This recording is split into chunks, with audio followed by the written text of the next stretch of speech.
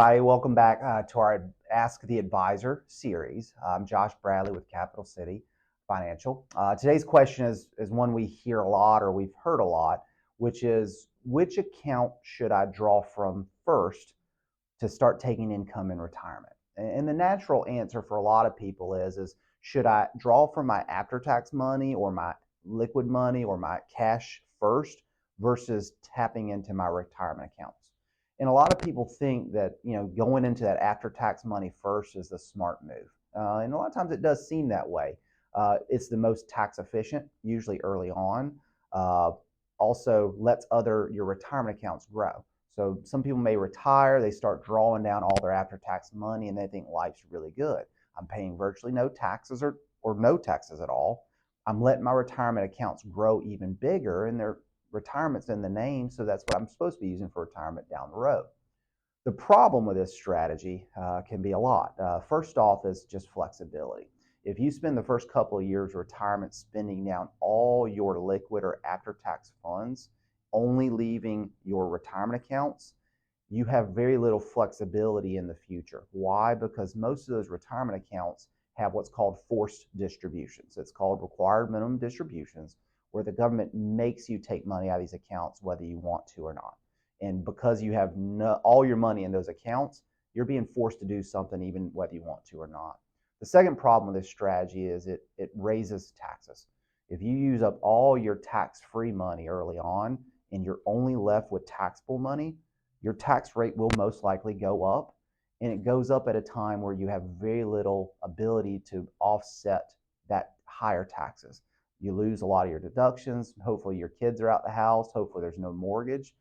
Your ability to, like I said, minimize those taxes later in life get really, really hard. And if you used up all your after-tax money, you're going to be forced to take these distributions and pay higher taxes whether you like to or not. So with those problems and positives, typically the best strategy is not to use up all your after-tax money first. Now, I'm not saying it's never the right decision. It's just on average or typically that's not the best strategy. If I were to create kind of a rule of thumb, which I don't usually like to do, we want to be very specific to each individual person's needs, their spending, how they spend, the types of accounts. But if I were to just throw out a rule of thumb of my own, I would generally say this. Number one, if I'm taking out income for retirement, I usually start by touching the dividends and interest I earn on my after-tax account. So I'm not saying don't use some of your after-tax money, but I only want to pull the interest or dividends off to supplement my income. Why do I do that? It's because that money is already getting taxed whether I spend it or not. So unless spend the money, you're going to get forced to get taxed on first.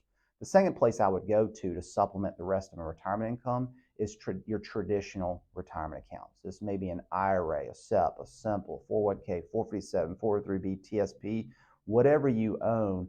Those accounts are ideal for that monthly paycheck for your basic needs. So use my interest and dividends first from my after-tax account.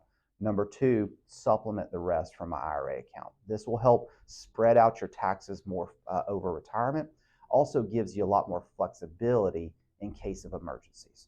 The third rule is I usually don't want to touch my Roth account until last. So if I can avoid touching my Roth account, I want to not touch that as far out as possible. That gives my account the best ability to continue to grow tax-free. And the reason why I want it to grow is because most likely we will see higher tax rates in the future. And number two, if I'm going to let something grow, let's let the tax-free account grow. Also, because of emergencies are going to happen. You're going to have unexpected health care. You're going to have unexpected house or car. You're going to have some unexpected fun stuff, hopefully like a big trip or buying a new boat, something crazy like that. Those are the accounts that you usually want to go to for those emergencies. So simple rule, take all interest and dividends to supplement your income from your after-tax, supplement the rest of your income from your IRA distributions, and reserve your Roth and after-tax cash for those unexpected expenses that will come.